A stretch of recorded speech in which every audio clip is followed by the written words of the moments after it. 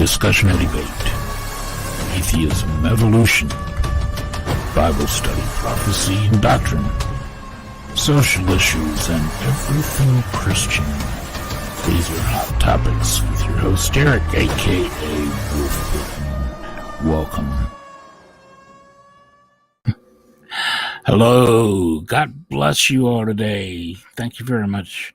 This is Eric, a.k.a. Wolfbitten, and this is Hot Topics, and today we have something that I'm very excited about. This is the last chapter of the book of Zechariah. This is the conclusion of one of the most fascinating and underread and underappreciated books of the Bible. This book is so rich in biblical history and biblical prophecy. Well, prophecy regarding the ages. It's so rich in prophecy that I don't understand why it's not taught in church more often. Why it's not preached from in church more often. This book contains prophecies about the regathering of Israel after their Babylonian captivity, and the coming of the first advent of Christ in Jerusalem, his betrayal, his crucifixion, their second dispersion after their dispersion after the Babylonian regathering, and then the final days that Israel is going to see, the regathering in 1948, and then the tribulation that Israel is going to have to go through in order to be refined, and the coming of the Lord and the Millennial Kingdom. All of these things are in the book of Zechariah. And you're going to see things today that you're going to not find anywhere else in the Bible. Nowhere. That's going to give you a special insight into the Millennial Kingdom. Who goes into the Millennial Kingdom? Are there any people alive that populate it? Who are they? Where are they from? This is just an amazing book. So I don't know how long this is going to take, because you're going to see something else too. I did this with chapter 12 and showed you how so many of the other prophecies, and like Daniel and Revelation and etc., fit in with these prophecies and give us a beautiful look, like a panoramic view, almost like a complete script for a movie, so that you can understand the end times. And we're going to do this again today with chapter 14 here. So we've got a little bit to read. Today we may go over a little bit. I've been trying to keep these to about an hour, but there's just so much here today. And it's such an amazing book. We may go over that hour, so please bear with me on that. And let me take a look at the comments before we get into this. Hello, Kevin. Shalom, my friend. God bless you too. I'm so glad. I've subscribed to you too, my friend, and I dropped in last night with your special Bible study on the prophecies that were fulfilled by Christ, and I really appreciated them. That was a good study. Thank you for that, my friend. And if anybody, if you like good Bible study, I suggest Kevin's Biblical Discussions. Check them out and subscribe. I think you'll like it. I've also met a new friend named Nicholas. He may drop along here, but Nicholas, Isaiah 53, has a small channel. He's just really getting started up, and he does Bible readings. So if you'd like to support this brother, he's a wonderful brother. I suggest him too. So please give them a shout out and give them some love. And with that, we are going to come over here and start getting into our little Bible study on Zechariah chapter 13. So I want to thank everybody who's dropped in, everybody who's going to be with us today, everybody who's going to see this in the future. Thank you very, very much for watching. And bear with me just a second here. Here we go. Zechariah chapter 14.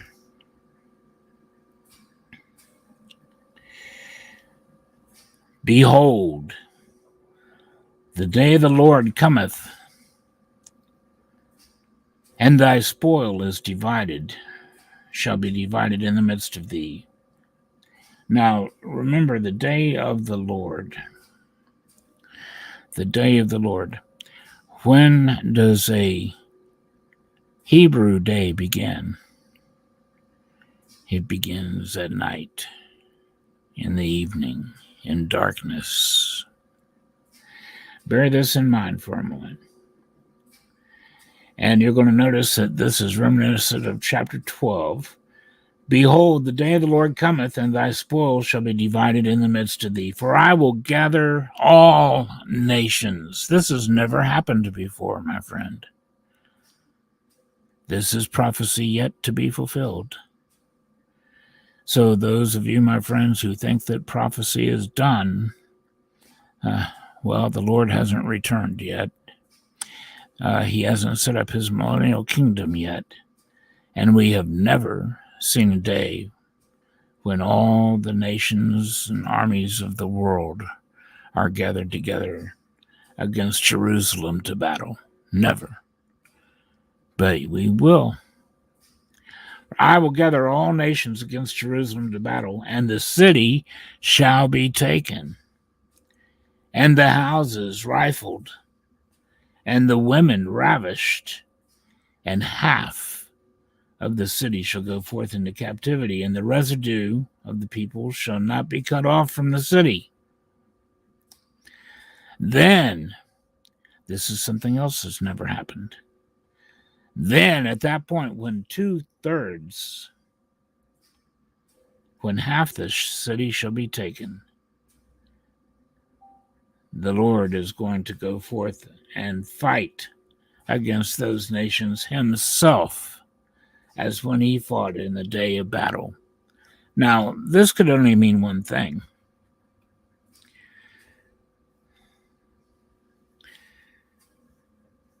That the only other time that the Lord himself has ever gone out to battle was in the heavenly rebellion. The only other time. But this earth is going to see it. Israel is going to see it. Then shall the Lord go forth and fight against those nations as when he fought in the day of battle. And his feet shall stand in that day upon the Mount of Olives, which is before Jerusalem. See, the first time he came was as a lamb. This time he comes as a lion. And his feet are going to stand on the Mount of Olives, which is before Jerusalem on the east. And the Mount of Olives shall cleave in the midst thereof towards the east and toward the west. And there shall be a very great valley, and half of the mountain shall remove toward the north, and half of it toward the south. Now, this again has never happened. This is yet to be prophecy fulfilled. Now, Revelation talks about this particular thing, and it says that a river is going to come forth once that mountain is cleaved, and that there will be trees growing on both sides of that river, and the waters will be healing for the nations, and the leaves will be healing for the nations. And ye shall flee to the valley of the mountains, for the valley of the mountains shall reach unto Azal.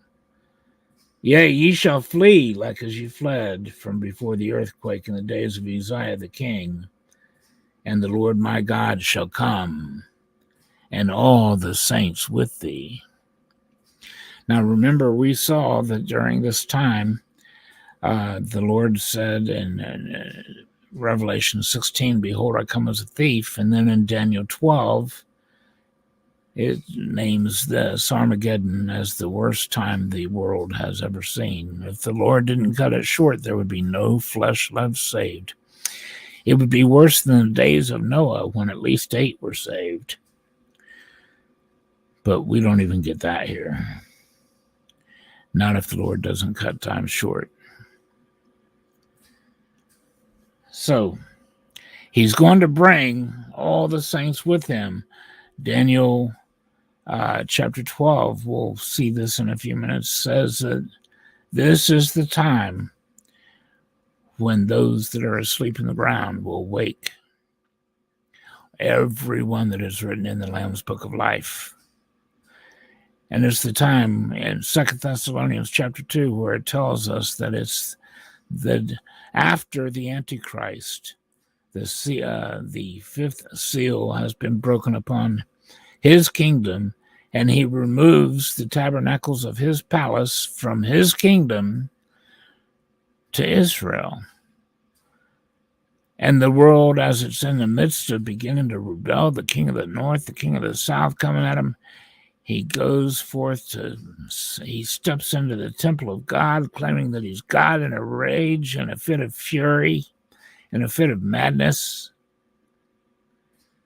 And he sets forth to kill as many people as he possibly can. For it shall come to that pass in that day that the light shall not be clear nor dark, but it shall be one day which shall be known to the Lord, not day nor night, but it shall come to pass that at evening time it shall be light.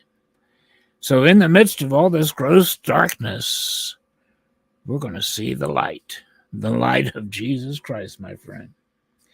And it shall be in that day that living waters shall go out from Jerusalem. There's that river that Revelation is telling us about. Half of them toward the former sea and half of them toward the hinder sea in summer, and in winter it shall be. In other words, it's never going to run dry. And the Lord shall be king over all the earth. That's when he takes his power unto himself. At the sixth seal, read these on your own time. The sixth seal, the seventh trump, the fifth, sixth, and seventh vials. All of these happen pretty much at the exact same time, simultaneously. The sixth seal, the seventh trump, and the fifth, sixth, and seventh vials. Read these when you get a chance. You'll be fascinated to see all these things end at the same time. But that's when the Lord takes these kingdoms unto himself. And he's going to be Lord over all the earth for the next 1,000 years. And the land shall be turned as a plain. Let me give you this one. The land shall be turned as a plain from Geba to Rimmon, south of Jerusalem. And it shall be lifted up and inhabited in her place from Benjamin's gate unto the place of the first gate, unto the corner gate, and from the tower of Hananiel unto the king's winepress. And men shall dwell in it. There shall be no more utter destruction, but Jerusalem shall be safely inhabited. Now, this hasn't happened for a very, very, very long time. Because every time Israel apostatized, they had trouble. They didn't dwell there safely. They always had threats. They always had other nations bringing them down and into captivity. But here, Jerusalem shall be safely inhabited. Remember in an earlier study, too, it said that many people are going to attach themselves to Jerusalem. Remember, too, in an earlier study, that her only ally was the daughter of Babylon. Now, in Jeremiah chapters 50 and 51, she's called the daughter of Babylon. In Revelation 17 and 18, she's called Mystery Babylon. It's her only ally. I think we would know her as the United States of America. the mother of harlots and all the abominations of the earth. She sits as a queen, says she'll see no sorrow. But she's going to be destroyed in an hour. She's going to be filled with men like caterpillars that are going to suddenly lift a shout against her, and then she's going to be annihilated from without, even by her own allies. She's going to be the one that corrupts the world because of the abundance of her delicacies. Surely this we have done. But listen to this. This is the Lord here. This, verse 12, shall be the plague wherewith the Lord shall smite all the people, all of them, that fought against Jerusalem. Their flesh shall consume away while they stand upon their feet. Their eyes shall consume away in their holes, and their tongues shall consume away in their mouth. And it shall come to pass in that day that a great tumult from the Lord is going to be among them, and they shall lay hold every one upon the hand of his neighbor, and his hand shall rise up against the hand of his neighbor. And Judah also shall fight at Jerusalem, and the wealth of all the heathen round about shall be gathered together, gold and silver and apparel in great abundance. And so shall be the plague of the horse and the mule, of the camel and of the ass, and of all the beasts that shall be in these tents as this plague. It shall come to pass that every one that is left of the nations, listen to this now, every one that is left of the nations which came against Jerusalem shall even go up from year to year to worship the King, the Lord of hosts, and to keep the Feast of the Tabernacles. Wow. What in the world is this saying, my friend? What is this saying? Well, first of all, let me ask you something. What does that sound like to you? Their eyes and their tongues will consume away in their mouths and their heads while they stand there before they hit the ground. You know, this sounds very much like some sort of a nuclear holocaust. Could it be that when the Lord returns and does battle, that he actually turns our weapons on us? That as the armies of the world are gathered together to fight against Antichrist and to fight against one another, and Antichrist is going forth to try to destroy the world, as many people as he can. That's what it says in Daniel. He goes forth to see how many he can destroy.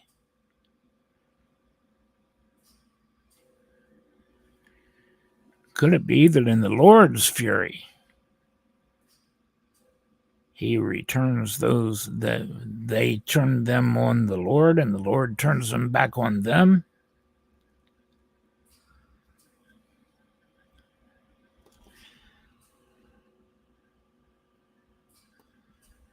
Amen, my friend. Well, you know, it really can't be too much longer, that's for sure. Because I want to tell you something, Kevin. I don't believe this world can go on much longer. It's insane. This world has gone completely insane. Every standard for the return of the Lord is being met, right down to the nations going insane, calling bad good and good bad. People don't even know what sex they are, for gosh sakes.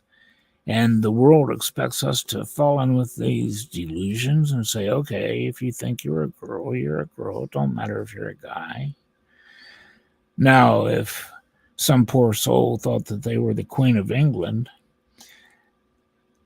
and you were pacifying this man, saying, okay, yeah, you're the Queen of England, let's everybody bow to the Queen. You know, the world would call you cruel. The world would say you're feeding this man's delusion. But because of the current political agendas, this isn't so with people that I feel sorry for personally. I think they're victims of the left. You know, among the transgenders, there's over a 40% suicide rate. And yet the left is constantly telling them, come on out of the closet, let everybody know. Subject yourself to whatever comes. These poor people need help. They don't need to be brandished before the world. Okay, so I do think that the coming of the Lord is soon. I don't think that this world can last much longer the way it is. But let's go on. Let's think about this for a minute, though. So what we see now is the fury of the Antichrist, the fury of the people coming against the Antichrist. And remember how this is fueled. Back in Revelation chapter 16, the three unclean spirits that went out like frogs to gather all the peoples of the world. So this is through demonic influence. This is through demonic, you could say, possession. These people are possessed with their hatred for one another and possessed with the desire to kill and to do away with people. And then we see the coming of the Lord, and we see what looks like a nuclear holocaust. It can only be described as something that devastating. It could be that the brightness of the coming of the Lord is, in fact, the weapons that he turns back on these people to do away with them. Or it could be that his brightness in itself is strong enough to make these people's eyes melt in their sockets and their tongues melt out of their skulls while they're still standing on their feet. And the same plague is going to befall the mules and the horses.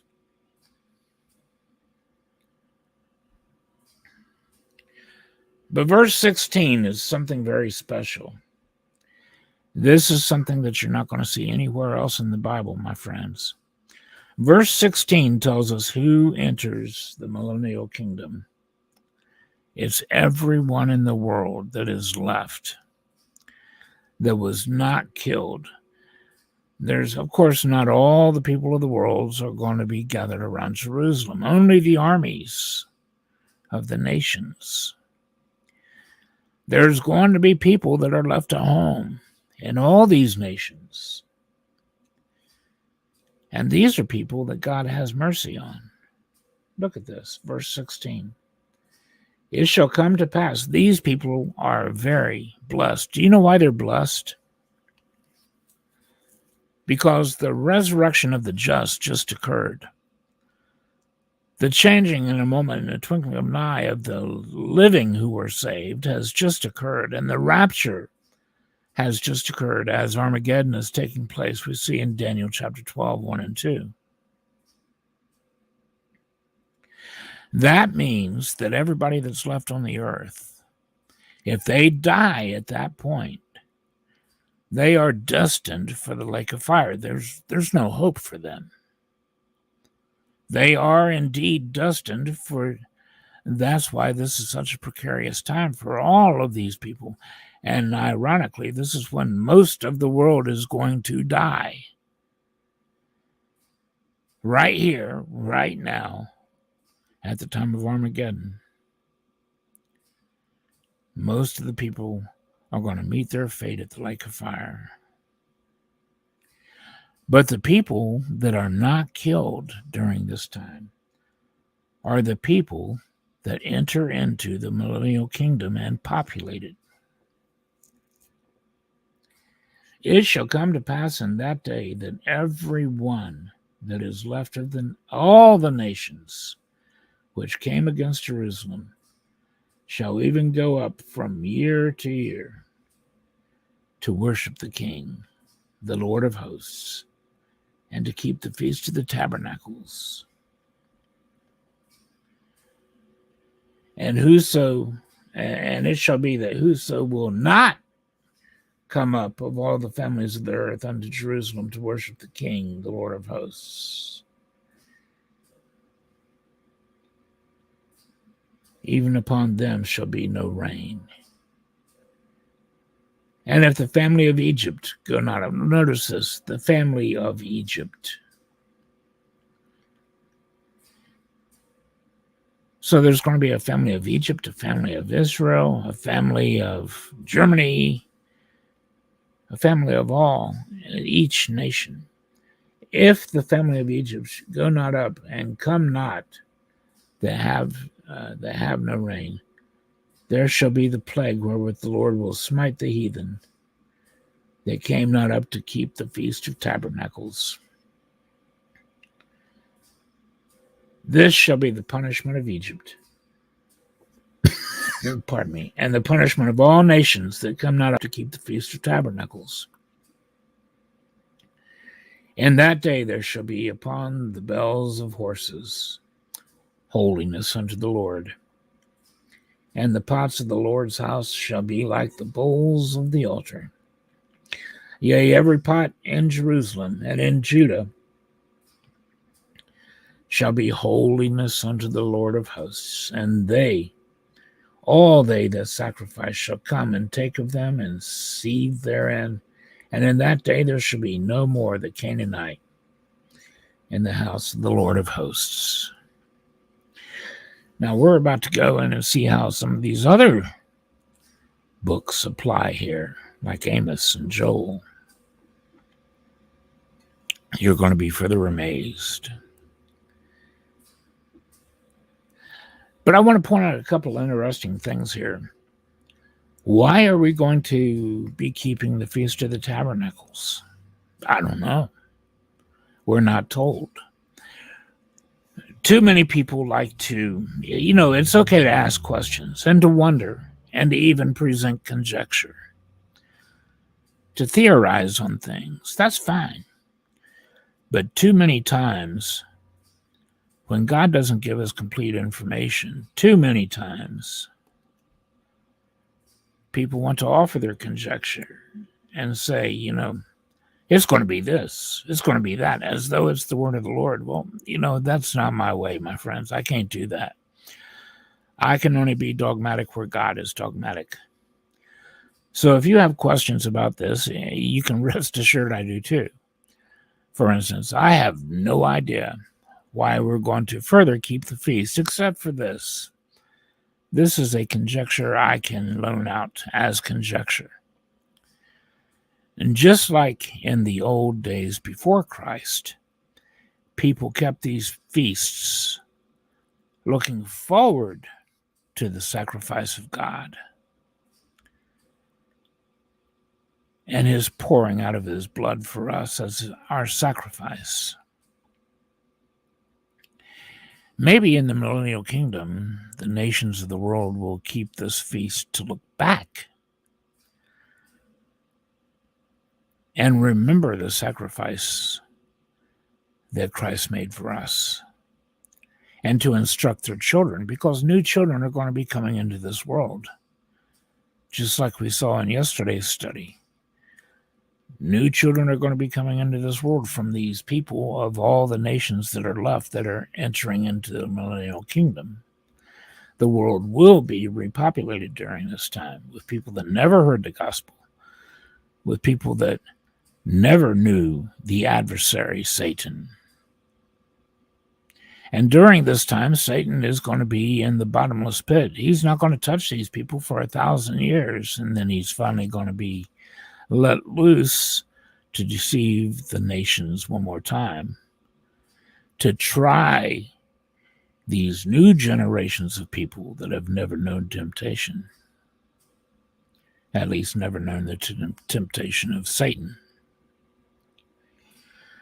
So that's my conjecture on why, the possibility of why they will be keeping the Feast of the Tabernacles, and probably, they do sacrifice at the Feast of the Tabernacles. So, it could be, very well could be, that the sacrifice will be reinstituted, not to cleanse sins,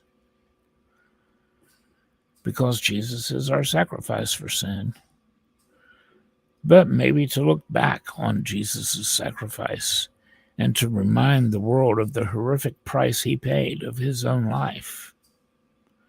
Now, bear in mind, and I admit, this is conjecture, but it's a question I wonder. It's a fair question.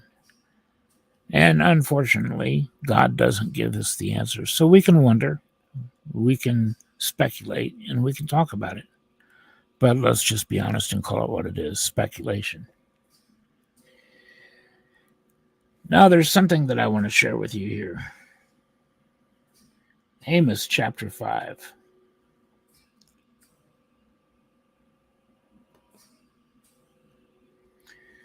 Amos chapter 5. I'm going to start at verse 17.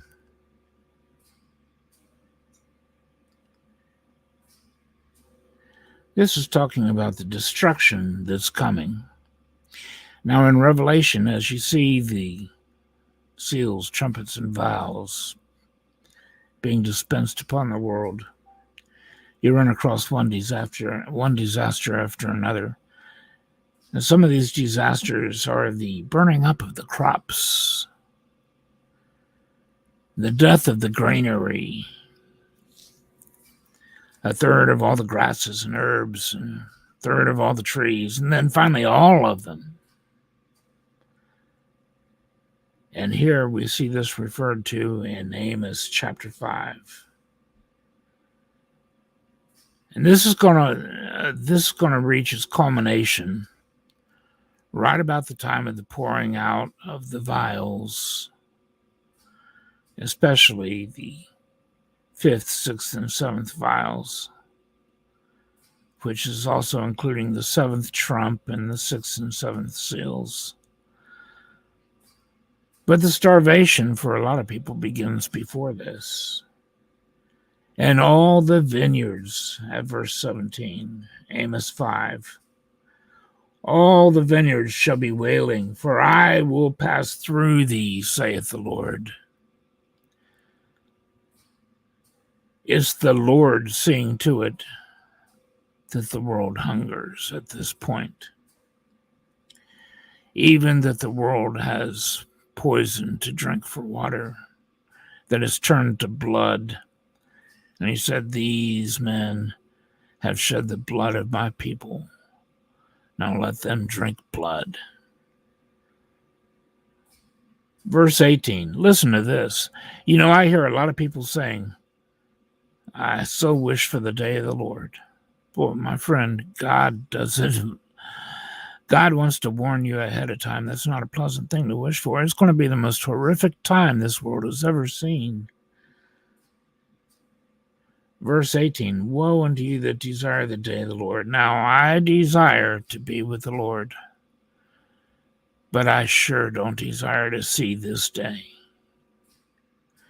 because it begins as a day of blackness, like the scripture tells us. The day of the Lord, 1,000-year day, the day begins at night. And God reiterates this over and over and over. The day of the Lord begins in darkness.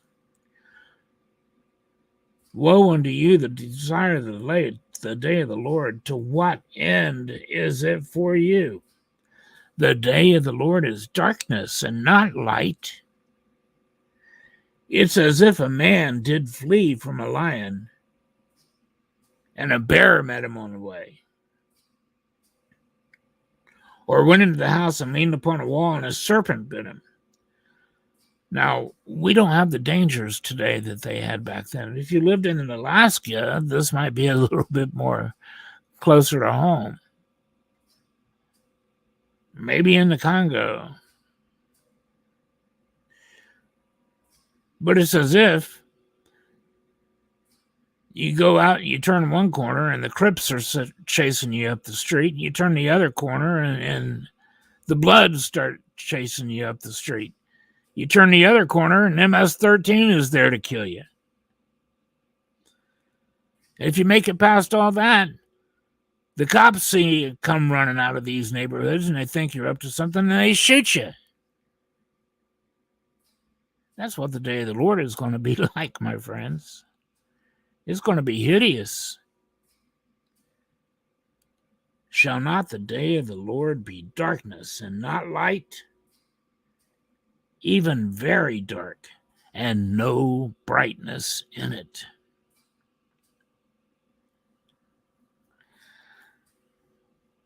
You know, that's a common theme all through end time prophecy, and yet so many people miss this.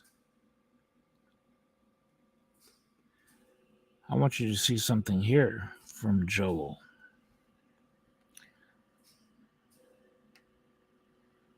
This is from Joel chapter 1, and I'm actually going to begin back a little bit further than this. I want to begin in verse 12. Joel chapter 1, verse 12. The vine is dried up, and the fig tree languisheth. No pomegranate tree. The pomegranate tree.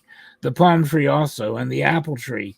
Even all the trees of the field are withered. Because joy is withered from the sons of men.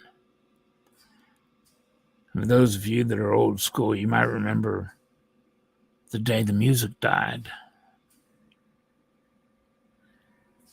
It's kind of like that tune there. I thought that tune was rather prophetic, the day the music died.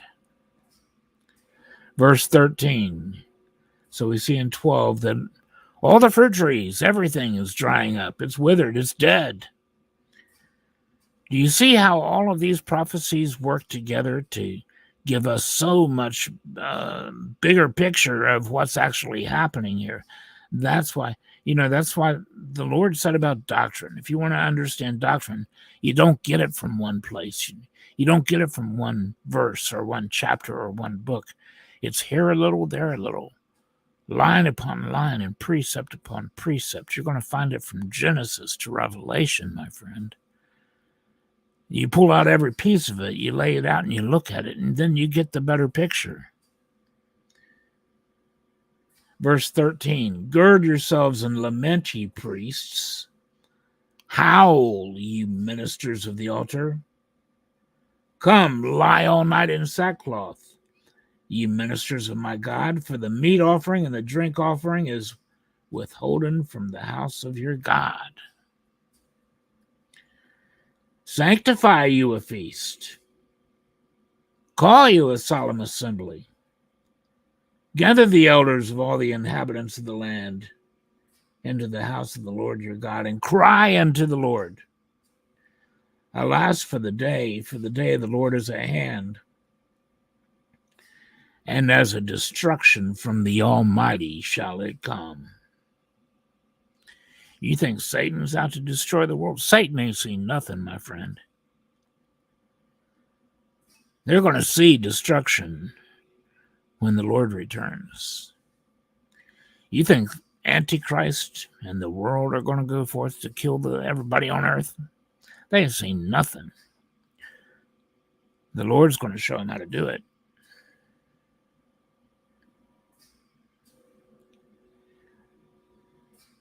Alas, for the day of the Lord is at hand, and as a destruction from the Almighty shall it come.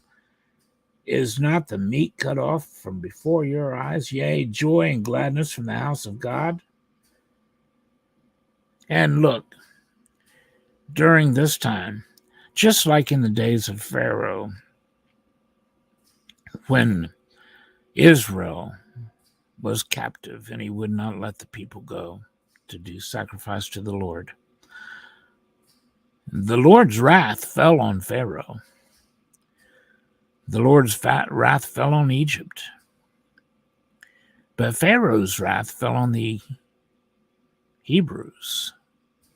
He increased their burdens.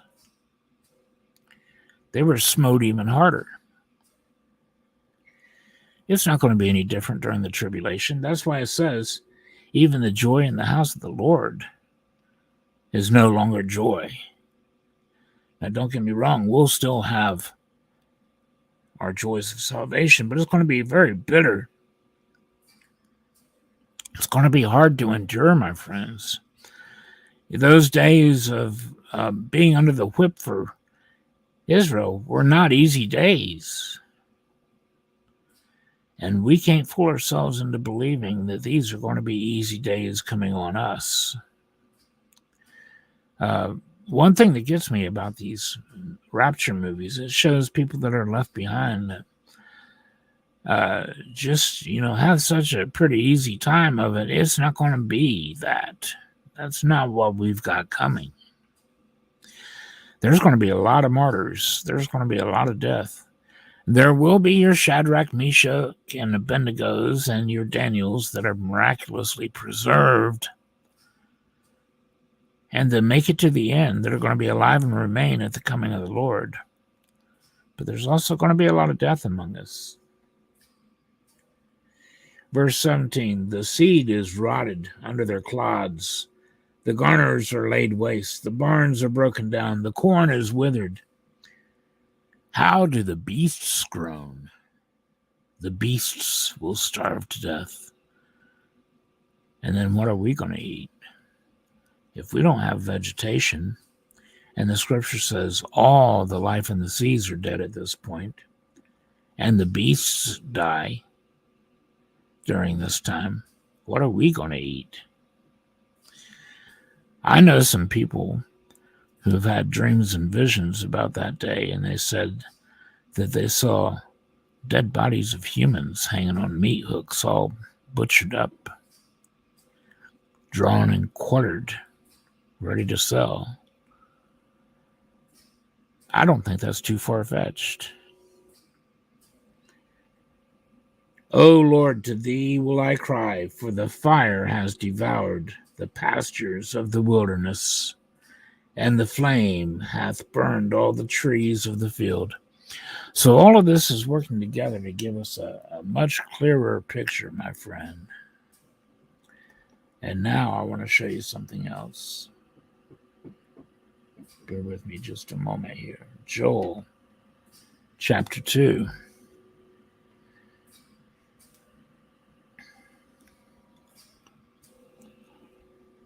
Blow ye the trumpet in Zion. Sound an alarm in my holy mountain, and let all the inhabitants of the land tremble, for the day of the Lord cometh. It is nigh at hand. A day of darkness and of gloominess. Again, notice the theme here. The day of the Lord is a day of darkness. It's beginning in utter darkness and destruction, my friends. Like Jesus tells us in Matthew 24 and Daniel 12, Mark 13, Luke 21, the worst day this earth has ever seen in its entire existence. That if the Lord didn't cut it short, there would be no flesh left saved. A day of darkness, verse 2, and of gloominess, a day of clouds and of thick darkness, and the morning spread upon the mountains. A great people and strong, there hath not been ever the like, neither shall be any more after it, even to the years of many generations. The world is seeing a one-time event going on here, my friends. A great people, strong. This is the day of the Lord, and this is a sight that the world is going to see during the beginning of the day of the Lord, in thick blackness, utter darkness, death and destruction flying around them. Look at this. A fire devours before them, and behind them a flame burneth. In other words, as you see them coming, there's a fire coming out from them. And there's a flame that's burning everything behind them that they just came through. The land is as the Garden of Eden before them. but behind them a desolate wilderness, and nothing shall escape them. So it's going to be beautiful land. It's going to be beautiful things as this army comes marching toward them. But once they march through, nothing will have escaped them. The appearance of them is as the appearance of horses and of horsemen, so shall they run. Like the noise of chariots on the tops of mountains, shall they leap. Like the noise of a flame of fire that devoureth the stubble, and is a strong people set in battle array. Before their face, the people shall be much pained. All faces shall gather blackness. The people are going to wither when they see this stuff. People are just going to wither. But this army shall run like mighty wind. They shall climb the wall like men of war. They shall march every one on his ways, and they shall run and not break their ranks. Neither shall one thrust another through. They shall walk every one in his path, and when they fall upon the sword, they shall not be wounded. They shall run to and fro in the city. They shall run upon the wall. They shall climb up on the houses. They shall enter in at the windows like a thief.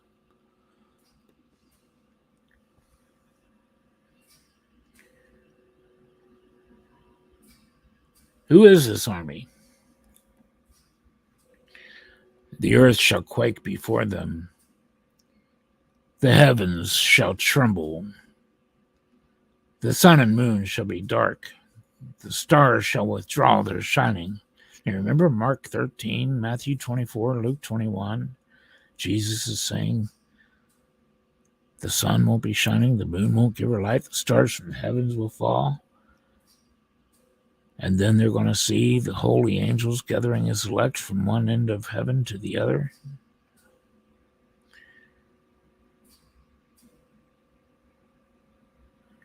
Who is this army?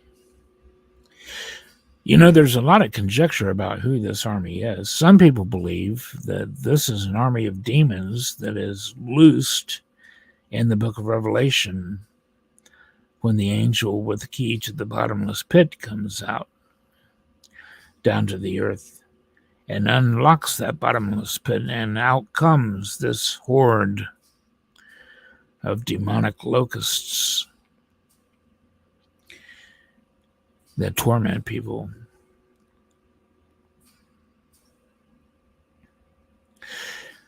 Some people think this is an army of men.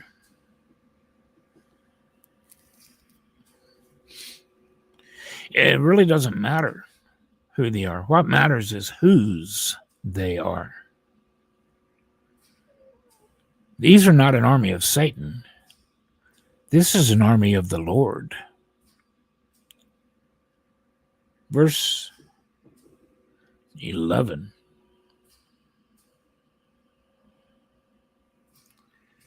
And the Lord shall utter his voice before his army, for his camp is very great, and he is strong and executeth his word. For the day of the Lord is a great and very terrible, and who can abide it? Very few will. As we saw a little bit earlier, there's going to be people from every nation that live through this, but not the majority. There will be a remnant from every nation that makes it through this into the Millennial Kingdom to populate it, as we saw earlier in Zechariah 14. So the Lord wants you to know this is coming, folks. And, you know, if you're not ready, and most of you listening will be, but if you're listening and you're not,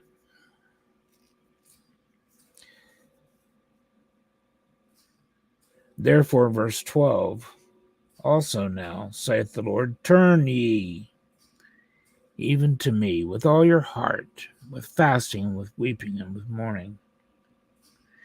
And rend your hearts and your garments, and turn unto the Lord your God, for he is gracious and merciful, slow to anger, and of great kindness, and repenteth him of the evil. Who knoweth if he will return and repent, and leave a blessing behind him, and even a meat offering and drink offering unto the Lord your God?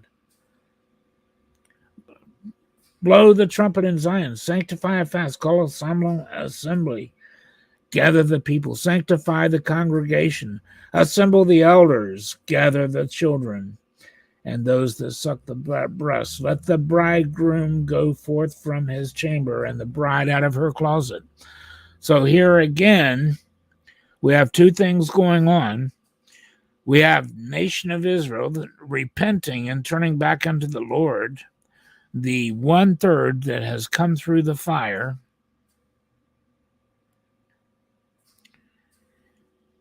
and we have the coming of the bride and the coming of the bridegroom together. This is what we know as the resurrection. So you have all of these books that put the resurrection of the dead and our gathering together unto the Lord at the time of Armageddon.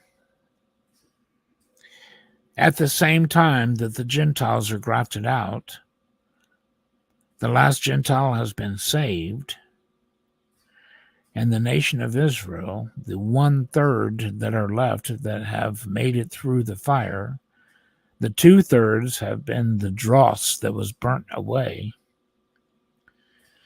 The 1/3 return unto the Lord. Remember our last two studies. They returned to the Lord with weeping and repentance, saying, what are these wounds in your hands? He says, these are the wounds I received in the house of my friends.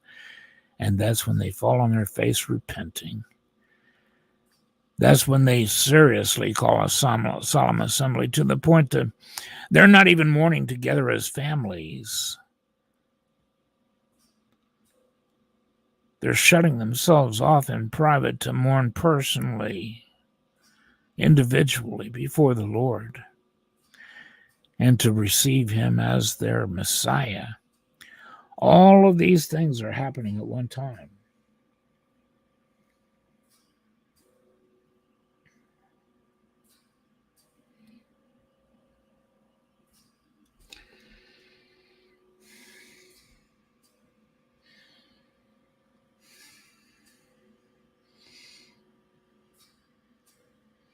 Then will the Lord be jealous for his land and pity his people. That's when he receives them back and grants them the supplications and blessings and receives them.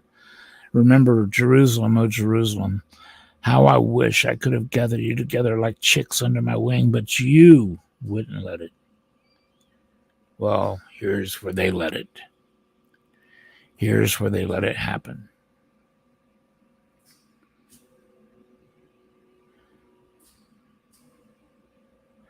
(20) I will remove far off from you the northern army, and will drive them into a barren and desolate. Verse 21, fear not, O land, and be glad and rejoice, for the Lord will do great things. That's when he's going to restore Israel, and he's going to rule the world from Israel. Be glad, then, ye children of Zion, and rejoice in the Lord your God, for he has given you the former rain moderately, and he will cause to come down for you the rain, the former rain and the latter rain in the first month. And from there we see the restoration of Israel, just like we see it in the book of Revelation. And ye shall know that I am the Lord in the midst of Israel, and that I am the Lord your God, and none else, and the people shall never be ashamed. And all through these books, he's saying, I will be in the midst of Israel. He's going to be there 1,000 years, my friend, ruling. And all of these books are telling us this. So those of you that with friends who thinks prophecy has all been fulfilled, show them this stuff. None of this has been fulfilled. None of it. Not one jot, not one tittle of it. None of it.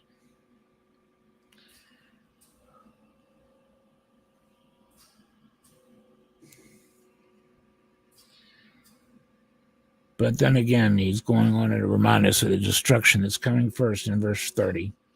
I will shew wonders in the heavens and the earth, blood and fire and pillars of smoke. The sun shall be turned to darkness and the moon into blood before the great and the terrible day of the Lord come. It shall come to pass that whosoever shall call upon the name of the Lord shall be delivered. For on Mount Zion and in Jerusalem shall be deliverance, as the Lord has said, and in the remnant who the Lord shall call. So deliverance is coming, my friends. And now I want to share something to you from Matthew. Now, this is Matthew 24. But Matthew 24 isn't alone in this. You find the exact same discourses in Mark chapter 13 and Luke 21. So God reiterates this over and over and over and over. And this is not just New Testament stuff. As a matter of fact, you're going to find more about this in the Old Testament than you do the New Testament. And indeed, you can't understand all of this stuff from Matthew, Mark, Luke, John, 2 Thessalonians, 1 Corinthians 15, Revelation, the entire book, especially chapters 16, 17, 18, 13, 19, even chapter 3. You can't understand any of this in its fullness unless you know what the Old Testament says about it, like we're seeing here, my friends. Zechariah allows us to fill in all these blanks and add. It becomes the link that allows us to add the Old Testament to the New Testament, giving us information that ties each of all of these other books together. That's what I find so fascinating about Zechariah. That's why I love it so much. But what did the Lord say about these days? Chapter 24 of Matthew, verse 15. When ye shall therefore see the abomination of desolation spoken of by Daniel the prophet standing in the holy place, whoso readeth, let him understand. Then, after you see the abomination of desolation, some people say, well, we saw the abomination of desolation 70 AD, and then 200 years before that, and blah, blah, blah, hundreds of years before that. Yeah, we've seen types and shadows of antichrists and abominations of desolation all through history, my friend. But these are rolling prophecies. They roll back and forth over and over and over again. You see them fulfilled, but they're all coming to their eventual critical mass. And the final conclusion, the final fulfillment of these prophecies, which is going to be the granddaddy of them all. This is going to be the ultimate fulfillment in a time where if Christ didn't come and cut time short, there wouldn't be no flesh left saved. That's the abomination of desolation that he's talking about in that time. Because you notice in the 70 AD, after the abomination of desolation, you don't see the coming of the Lord and the resurrection of the saints in 70 AD. Some people say, well, that's just metaphor. Well, pardon me. I'm going to remind you of something, and I want you to prove me wrong. All the first prophecies, the prophecies about Christ's first coming on earth, his first advent, they were fulfilled literally. These were not metaphorical fulfillments. His prophecies that Israel and Judah would become captive and carried away out of their lands, these weren't metaphorical. They literally happened. They were literally fulfilled. The return of Israel after 2,000 years, the only nation on earth to be scattered out of her land, delivered all over the world, remaining an individual people for over 2,000 years, and then returning to their homeland as a nation, as prophesied, has only happened to one people. And it was prophesied thousands of years beforehand. My friends, this is an amazing thing. And you want to tell me the rest of these prophecies are just going to be metaphorical? I'm sorry, my friend. You're just being unreasonable at this point. I'm not saying there are never any metaphorical fulfillments. We have all sorts of fulfillments of Scripture. Some are metaphorical, but all of them have a literal fulfillment.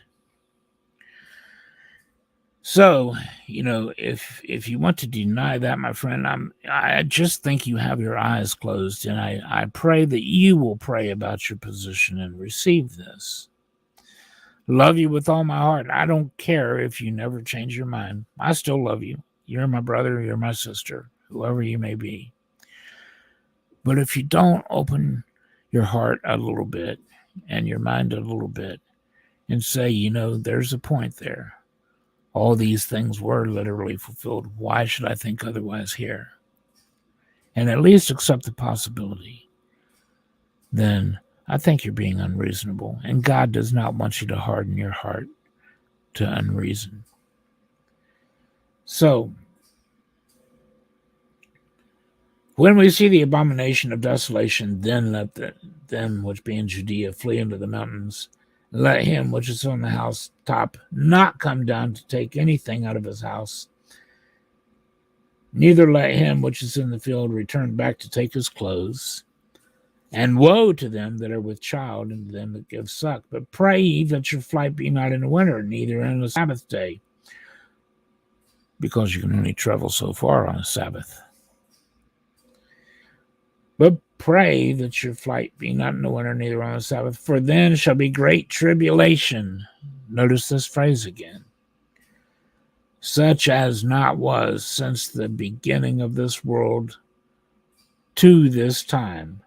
No, nor ever shall be. And except those days should be shortened, there should be no flesh left saved. But for the elect's sake, those days shall be shortened. Then if any shall say unto you, Lo, here is Christ, or there, believe it not. For there shall be false Christs and false prophets, and shall shew great signs and wonders, insomuch that if it were possible, they shall deceive even the very elect. Behold, I have told you before.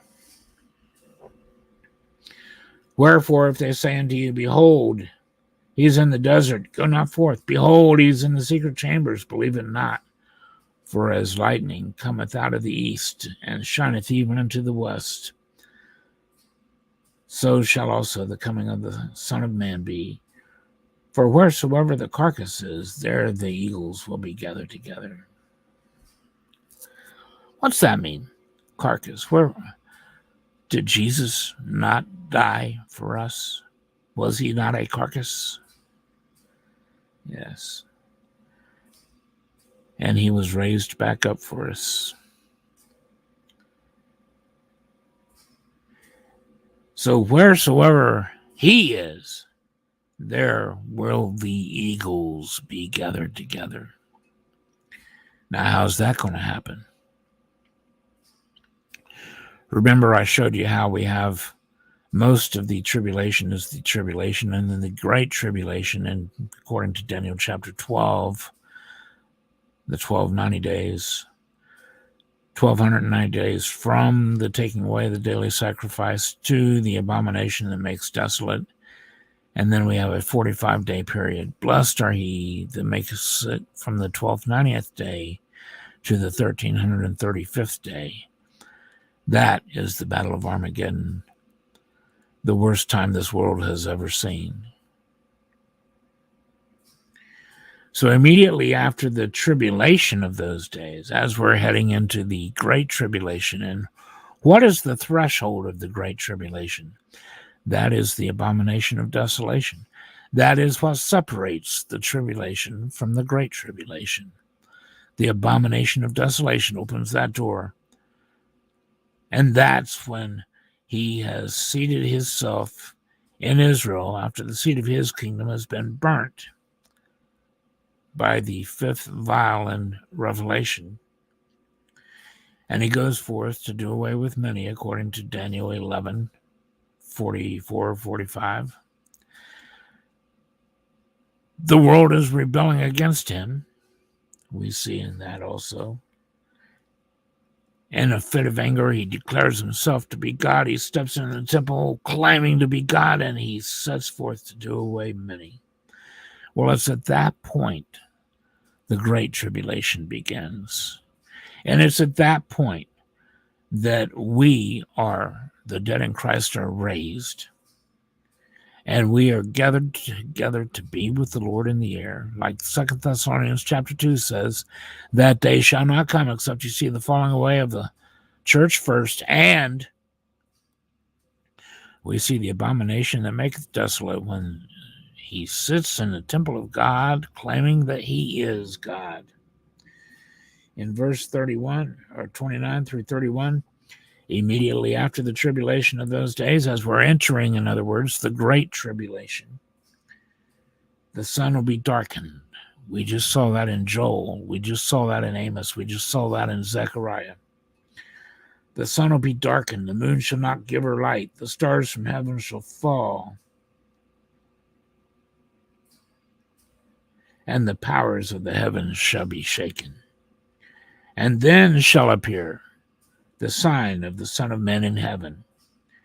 And then shall all the tribes of the earth mourn, and they shall see the Son of Man coming in the clouds of heaven with power and great glory, with the brightness of his coming. That's like a fire that devours everything before it, as we just saw in Joel. And he shall send his angels. These are the reapers, my friend. Remember the story of the wheat and the tares? God gathered the tares together. God ordered the holy angels, the reapers, to gather the tares and to bundle them to be burnt. We see that happening in Revelation 16,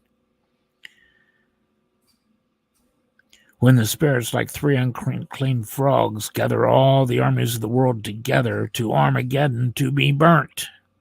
These tares are being gathered to be burnt. And then he gathers the wheat into his barn, according to the parable. And that's exactly what we see here in Matthew. Then he shall send his angels, the reapers, with the sound of the great trumpet, the seventh trumpet,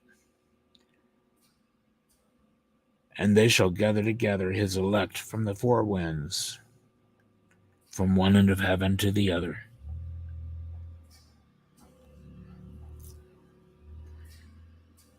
Wow. You know, how fascinating is this that all of these scriptures work together in such a way? You know, and I want to just go back over this one more time. Let me pull it back up over here. Pardon me just a moment. Bear with me just a moment, if you would. I hope that everybody is enjoying this Bible study as much as I have thoroughly enjoyed sharing all this with you, my wonderful friends, my brothers and sisters in Christ. This has been such a great joy for me.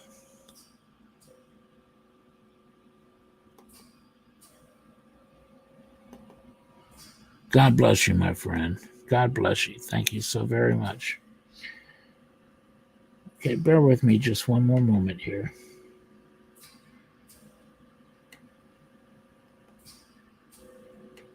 Revelation chapter 16. Now, Revelation chapter 16, as we saw before, are the vials. And I just want to go down and begin at verse 10.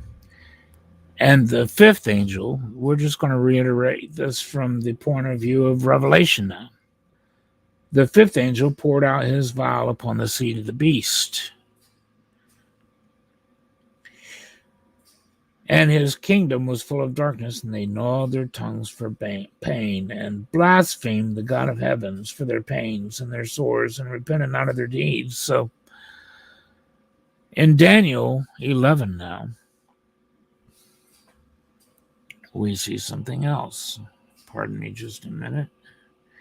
In Daniel chapter 11, we see that it says in verse 44 and 45 that he plants the tabernacles of his kingdom in Israel. A lot of people wondered why. Well, this is why. Because the seat of his kingdom was burnt. Now, if his kingdom is Mystery Babylon, she's coming to her destruction here. This is the beginning of her utter destruction. And if you read verse 44 of Daniel 11, it's at this very same time when he's planting his kingdom in Israel that he sees movements. This may prompt his movement to Israel. Not just the destruction of his kingdom, but 11:44 and 45 tells us that tidings out of the east and out of the north trouble him. He's got a rebellion on his hands. He sees the weakening of the kingdom of Antichrist. And the kings of the north, the kings of the east, they rally and they make moves against him. And in a fit of anger, he sets up his tabernacle of power in Israel, steps into the temple of God, proclaiming his godhood, and then he begins to make away many. But look at this.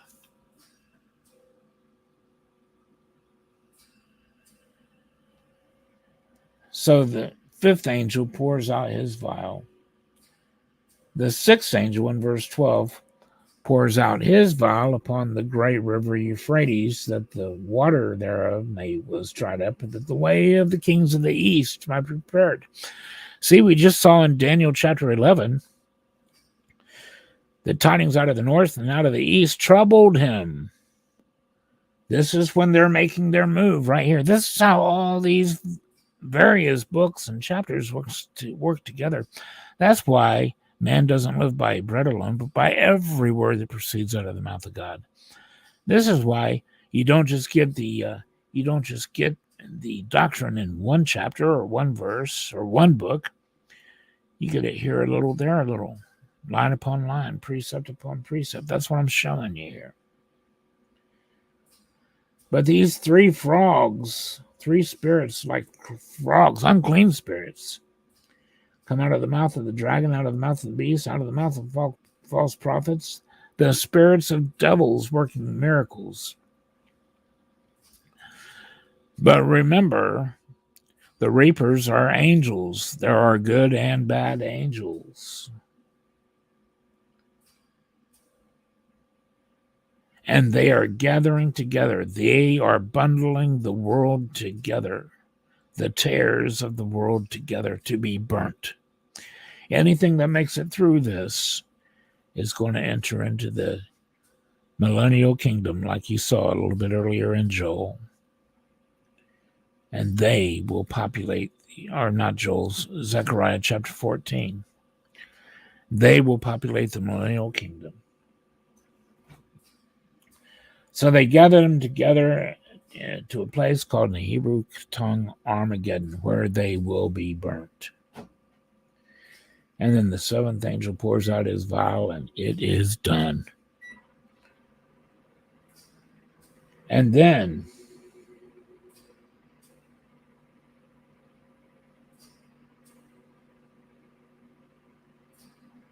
That great city was divided into 3 parts. The cities of the nation fell, and great Babylon came into remembrance before God to give unto her the cup of the wine of the fierceness of his wrath. Every island fled away, and the mountains were not found. There came a great hail out of heaven, every stone thereof about the weight of a talent, and men blasphemed God because of the plague of the hail, for the plague thereof was exceeding great. Remember verse 14 or 15, 2 is showing us, behold, I come as a thief. So there again, just like in all the rest of these books, we see the rapture of the church at this time, my friend. Look here, Daniel chapter 12. See, Daniel chapter 11, you just turn the page. You see that the armies of the world are rebelling against Antichrist, at least the kings of the north and the kings of the east. And then he goes forth to make away with many, setting his tabernacle in Israel. And then what happens? You turn the page. Michael stands up, the prince over God's people. And there's that time of trouble mentioned by Christ and all of these other prophets, Amos, Joel, Zechariah, Matthew, Mark, Luke. Time of trouble that this world has never seen. And it's at that time that God's people are resurrected, every one that is written in the Lamb's Book of Life. And that happens before we are changed in a moment, in the twinkling of an eye. Those of us who are alive and remain, leaving only the sinners, which is why those who are blessed to make it through the next 45 days, according to Daniel chapter 12, further on down in this chapter. Those of them of all the nations that make it through this time are blessed, because they're not going to be cast immediately into a lake of fire. They have another chance to be redeemed, and they enter into the Millennial kingdom to build and populate it, to worship the Lord. So there you go, my friends. This concludes the book of Zechariah, one of my very favorite books in the Bible. I love it so much, and I hope that you can see why. And I hope that it becomes one of your favorite books. Now, if anybody ever has any questions, feel free to contact me. I can't guarantee an answer, but I can sure guarantee I'll try. And I will tell you this, I will be honest with you. If I don't know something, I'm going to tell you I don't know. And here's my manner of teaching. I'm not dogmatic on anything that God's not dogmatic on. If God did not give me a dogmatic statement to stand on, I'm not going to pretend he did. And I'm not going to lead you wrong. I fear God, my friend. And I love him, and I love his word. And I love you. I want to give you good food. And I pray that this study has been a blessing to you. It's been a blessing to me to share it. Thank you so very much. And with that, I don't know what we're coming up with next, but if there's anything in particular you'd like to look into, please contact me. Let me know. Just leave a comment. God bless you all. This is Eric, a.k.a. Wolfpitten. This is Hot Topics Bible Study, the book of Zechariah. I love you all. God bless you all. Thank you so very much. Have a good day.